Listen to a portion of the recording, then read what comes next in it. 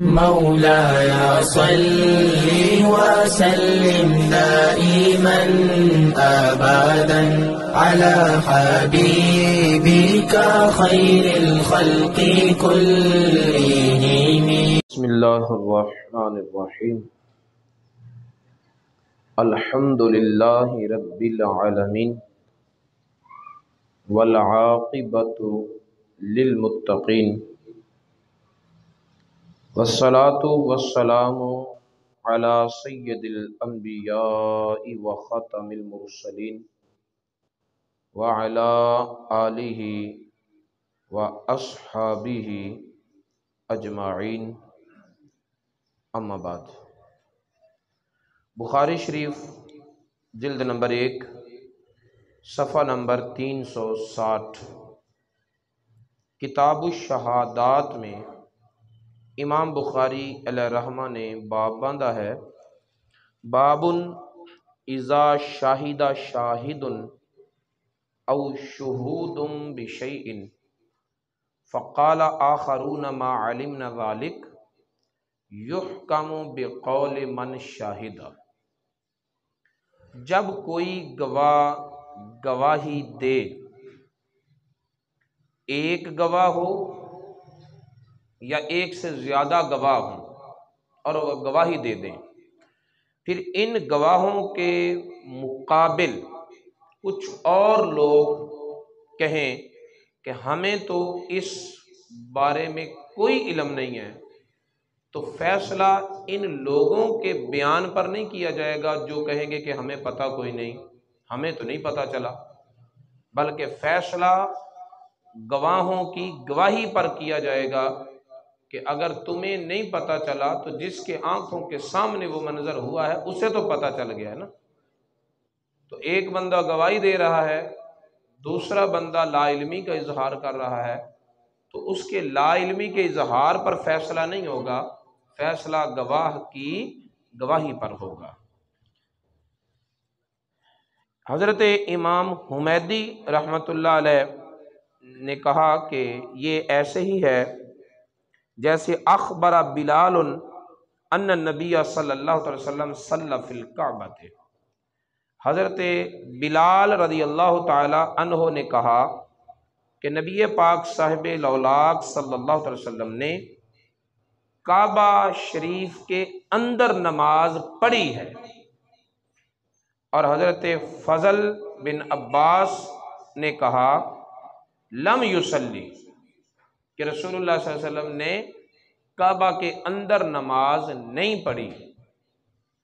تو فأخذ الناس بشہادت بلال، تو فیصلہ لوگوں نے حضرت بلال کے قول پر کیا کہ جس وقت فضل بن عباس تھے اس وقت نبی پاک صلی اللہ علیہ وسلم نے نہ پڑھی ہوگی، جب حضرت بلال رضی اللہ تعالی عنہ تھے اس وقت پڑھ لی ہوگی.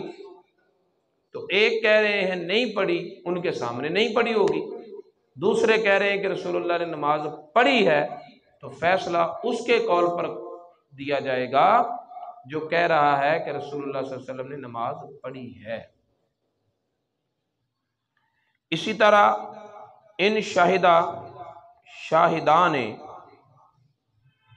ان لفلان علی فلان الف درہم وشاہد آخران بألف و500 یقضی بالزیادۃ. کچھ لوگ گواہی دیتے ہیں کہ فلاں نے فلاں کا 1000 روپیہ دینا ہے، کچھ لوگ گواہی دیتے ہیں کہ فلاں نے فلاں کا 1500 روپیہ دینا ہے، تو فیصلہ دیا جائے گا ان کے قول پر جو کہتے ہیں کہ 1500 دینا ہے، کیونکہ 1000 والے کے علم کے مطابق 1000 کی گواہی ہے، بعد میں 500 اس نے اور لے لیے ہوں گے. تو نفی والے قول پر فیصلہ نہیں ہوتا، اس بات والے قول پر فیصلہ کیا جاتا ہے. حضرت عقبہ بن حارث سے مروی ہے انہ تزوج بنتا لابی ایہاب بن عزیز. حضرت عقبہ بن حارث نے ابو احاب بن عزیز کی ایک بیٹی سے نکاح کیا۔ فَأَتَتْهُ امْرَأَةٌ فَقَالَتْ قَدْ أَرْضَعْتُ عُقْبَةَ وَالَّتِي تَزَوَّجَ، ایک عورت آئی اور کہنے لگی کہ میں نے عقبہ کو بھی دودھ پلایا ہے اور جس سے اس نے شادی کی ہے اسے بھی دودھ پلایا ہے، یعنی عقبہ بھی میرا ردائی بیٹا ہے اور جس کے ساتھ اس نے شادی کی ہے وہ بھی میری ردائی بیٹی ہے۔ یہ جو دونوں میاں بیوی بنے پھرتے ہیں یہ تو دودھ کے رشتے سے آپس میں بہن بھائی ہیں، ان کا نکاح نہیں ہوتا۔ فقال لها عقبہ ما اعلم انکی ارضعتنی ولا اخبرتنی، حضرت عقبہ کہنے لگے کہ مجھے تو نہیں پتا کہ تو نے مجھے دودھ پلایا ہے، آج تک نہ تو نے مجھے بتایا ہے کہ تو نے مجھے دودھ پلایا، نہ کسی اور نے مجھے بتایا ہے کہ تو نے مجھے دودھ پلایا ہے، مجھے تو کوئی پتہ نہیں۔ باقی رہی بات اس لڑکی کی جس کے ساتھ میں نے نکاح کیا ہے، فَأَرْسَلَ إِلَىٰ آلِ أَبِي إِحَابٍ فَسَأَلَهُمْ، تو حضرت عقبہ نے جس لڑکی سے شادی کی تھی اس کے والد کی طرف، خاندان والوں کی طرف، رشتہ داروں کی طرف قاصد بھیجا کہ پتہ کر کے آؤ کہ کیا فلاں عورت نے تمہاری بیٹی کو دودھ پلایا ہے؟ فقالوا ما علمنا ارضعت صاحبتنا، انہوں نے جواباً کہا کہ ہم میں سے کسی کو معلوم نہیں، ہمارے علم میں نہیں کہ فلاں عورت نے ہماری بیٹی کو دودھ پلایا ہے۔ کوئی گواہی نہیں ملی نہ عقبہ کی طرف سے نہ اس لڑکی کی طرف سے، صرف اس ایک عورت کا قول ہے جو کہہ رہی ہے کہ میں نے پلایا ہے، میں نے پلایا ہے۔ اب عقبہ کو بھی یاد نہیں، خاندان میں کوئی شہادت نہیں، عقبہ نے جس بچی سے شادی کی اس لڑکی کو بھی یاد نہیں، اس کے خاندان میں کوئی شہادت نہیں، کیا کیا جائے؟ حضرت عقبہ رضی اللہ تعالیٰ نے سواری لی، فراکب الی النبی صلی اللہ علیہ وسلم بالمدینہ، سواری پر بیٹھے مدینہ منورہ میں رسول اللہ صلی اللہ علیہ وسلم کی بارگاہ میں پہنچ گئے۔ فسألہ، ان سے پوچھا تو رسول اللہ صلی اللہ علیہ وسلم نے فرمایا، فقال رسول اللہ صلی اللہ علیہ وسلم کیف وقد قیل، نبی پاک صلی اللہ علیہ وسلم نے فرمایا عقبہ جب بات نکل آئی ہے، خواہ ایک عورت ہی کہہ رہی ہے اور کوئی گواہی موجود نہیں، بات تو نکل آئی ہے نا، جب بات نکل آئی ہے تو پھر تم کیسے میاں بیوی رہ سکتے ہو؟ پھر تمہاری آپس میں شادی نہیں ہو سکتی۔ اب اس میں یہ سوال پیدا ہوتا ہے کیا ایک عورت کی گواہی پر فیصلہ ہو سکتا ہے؟ ایک عورت کی گواہی پر فیصلہ تو نہیں ہوتا، لیکن نبی پاک صاحب الاولاق صلی اللہ تعالی علیہ وآلہ وسلم نبی ہیں اور نگاہ نبوت سے دیکھتے ہیں، ان کے پاس حقائق کو معلوم کرنے کا ذریعہ اور بھی ہے کہ اللہ رب العزت خود انہیں مطلع فرما دیتا ہے، ٹھیک ہے؟ اس لیے آپ نے اپنے خدا داد علم سے جان لیا کہ وہ عورت سچی ہے، ایک۔ اور اگر کوئی اس موقف کو نہ تسلیم کرے تو پھر دوسرا اس کا جواب یہ ہے کہ نبی پاک صلی اللہ علیہ وسلم نے بطور تقوی کہا کہ چونکہ بات نکل آئی ہے تو اب بچنا ہی بہتر ہے، اس لیے تم دونوں میاں بیوی بن کر نہیں رہ سکتے، بات نکل آئی ہے۔ ففارقاها، تو حضرت عقبہ نے اس عورت کو، اس لڑکی کو اپنے سے جدا کر دیا، الگ کر دیا۔ وَنَكَحَتْ زَوْجًا غَيْرَهُ، اور کسی اور عورت کے ساتھ نکاح کر لیا۔ اس سے یہ پتہ چلا کہ جب کوئی گواہ گواہی دے دے، اب اس کے مد مقابل جتنے بھی لوگ کہیں کہ ہمیں تو حقیقت کا نہیں، ہمیں تو پتہ چلا نہیں، یہ پتہ نہیں کیسے کہہ رہا ہے، وہ جیسے بھی کہہ رہا ہے فیصلہ اس کے کہنے پر ہوگا، کیونکہ وہ گواہی دے رہا ہے اور باقی سارے لا علمی کا اظہار کر رہے ہیں۔ آگے امام بخاری نے باب باندھا ہے باب الشہداء العدول، عادل گواہ گواہ عادل ہونے چاہیے، غیر معتبر، جھوٹ میں مشہور گواہوں کی گواہی قابل قبول ہی نہیں ہے۔ جس پر حد قذف لگ چکی ہو، قذف کا معنی ہوتا ہے تہمت لگانا، پھر اسے ثابت نہ کر سکنا۔ جو بندہ کسی پر تہمت لگائے اس کو ثابت نہ کر سکے، اس کو 80 کوڑے مارے جاتے ہیں۔ ایک اس کی سزا یہ ہے، دوسری سزا یہ ہے کہ پھر کبھی بھی اس کی گواہی قابل قبول نہیں ہوتی، کبھی بھی اس کی گواہی قبول نہیں کی جاتی۔ تو گواہوں کا عادل ہونا ضروری ہے۔ اللہ رب العزت نے قرآن پاک میں ارشاد فرمایا ہے وَأَشْهِدُوا ذَوَيْ عَدْلٍ مِّنْكُمْ، اور تم آپس میں سے عدل والوں کو گواہ بنا لو، دو عدل والوں کو گواہ بنا لو۔ وَمِمَّن تَرْضَوْنَ مِنَ الشُّهَدَاءِ، اور جن کو تم پسند کرو انہیں گواہ بنا لو۔ حضرت عبداللہ بن عتبہ رضی اللہ تعالی عنہ روایت فرماتے ہیں سمعت عمر بن خطاب رضی اللہ تعالیٰ عنہ یقول، عبداللہ بن عتبہ کہتے ہیں کہ میں نے حضرت عمر بن خطاب رضی اللہ تعالیٰ عنہ کو یہ فرماتے ہوئے سنا کہ ان اناسا کانوا یؤخذون بالوحی فی عہد رسول اللہ صلی اللہ تعالیٰ علیہ وآلہ وسلم وان الوحی قد انقطع وانما ناخذکم الآن بما ظہر لنا من اعمالکم۔ میں زمانہ رسالت آپ صلی اللہ علیہ وسلم میں لوگوں کا مواخذہ کیا جاتا تھا وحی کے ذریعے، کوئی گواہ موجود نہیں ہوتا تھا، رسول اللہ صلی اللہ علیہ وسلم اس کا مواخذہ فرما لیتے تھے کیونکہ اللہ تعالیٰ وحی کے ذریعے اپنے نبی کو بتا دیتا تھا۔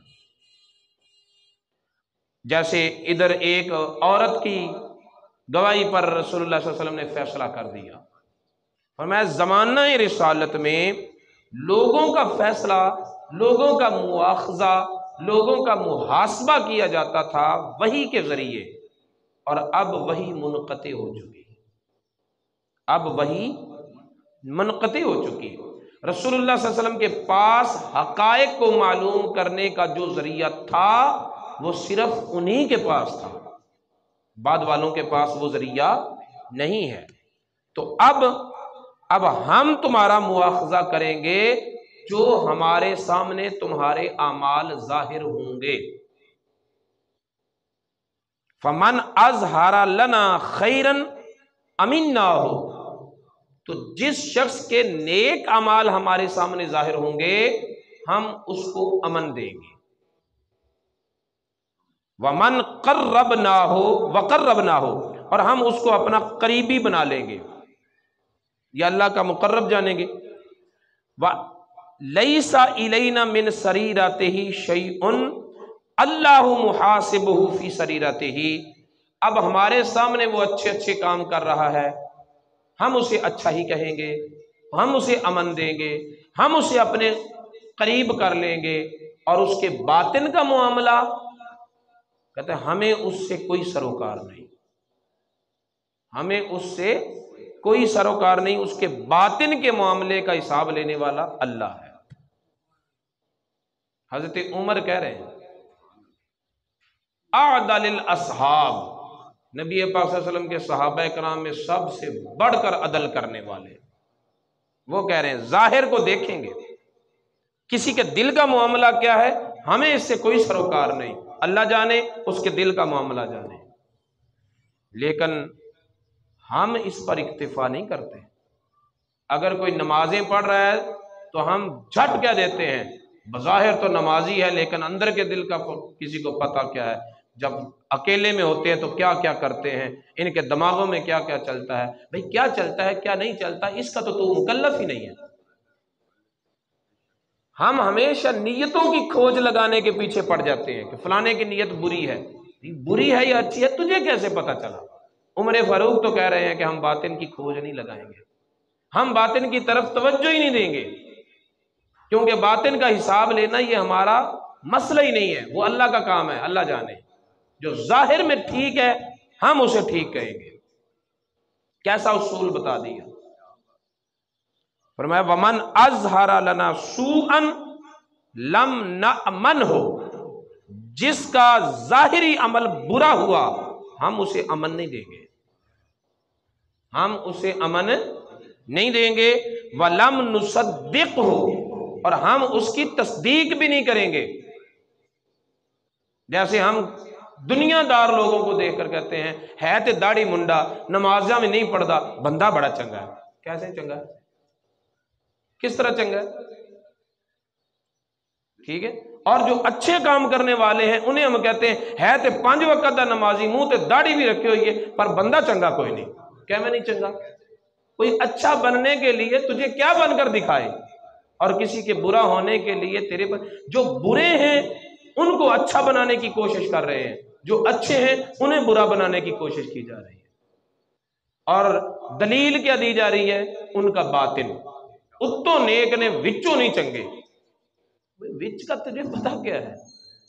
اصول دیکھیں امام بخاری نے دے دیا، جس کا ظاہر اچھا ہے ہم اس کو اچھا کہیں گے، باطن کا معاملہ خدا جانے۔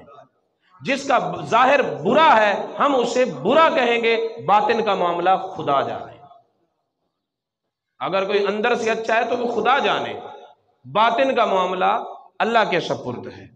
وَإِن قَالَ إِنَّ سَرِيرَتَهُ حَسَنَةٌ، اگرچہ وہ یہ بندہ کہے کہ میرا باطن بڑا اچھا ہے۔ بھئی تیرا باطن اچھا ہے تو ہمیں تو باطن نہیں نہ نظر آ رہا، ہمیں تو تیرا ظاہر ہی نظر آ رہا ہے نا۔ باطن کے دعوے کرنے ہیں تو اپنے رب کے سامنے کرنا، ہمارے سامنے باطن کے دعوے نہ کر، ہم تو تیرے ظاہر کو دیکھیں گے کیونکہ ہماری نگاہ ظاہر تک ہے۔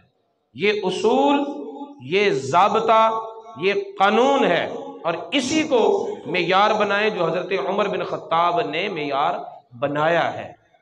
اللہ رب العزت کی بارگاہ میں دعا ہے کہ وہ ہمیں نبی پاک صاحب الاولاق صلی اللہ علیہ وسلم کی تعلیمات کو سیکھنے اور ان پر عمل پیرا ہونے کی توفیق عطا فرمائے۔